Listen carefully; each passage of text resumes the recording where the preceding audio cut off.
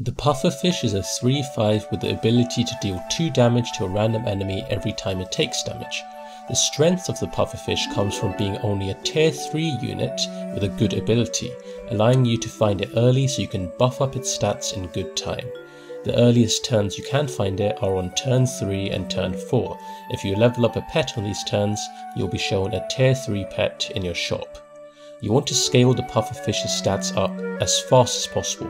You can do this by using scaling pets like the giraffe, the monkey, the penguin, or by using the rabbit or cat with food.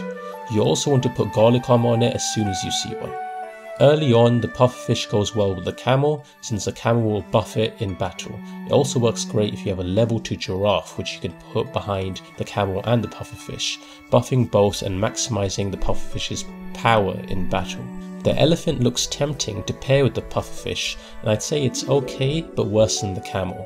However, the elephant has its use in certain cases. For example, if you can put a level 2 elephant in front of a pufferfish and camel, it will make use of both her effects. A nice little combo you can use is by placing a level 2 elephant in front of a pufferfish and a parrot.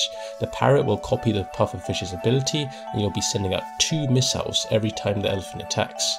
It goes without saying that you want to level up the pufferfish as soon as you can, since increasing the damage of its missiles is very valuable. The hedgehog also has its place in pufferfish builds, since if you're playing pets which benefit from being hurt, the damage from the hedgehog will benefit you a lot more than your opponent. And finally, since you'll be going for a level 3 pufferfish, you may want to consider including a bison if you find one early, and your pufferfish is almost or at level 3. The bison will do its own thing while you continue to focus on the pufferfish. The pufferfish is very good at winning early, since it's extremely strong in the early game. If you put garlic armor on it and get some decent stats on it, make sure you feed the pufferfish more so than your other pets, focus on the pufferfish.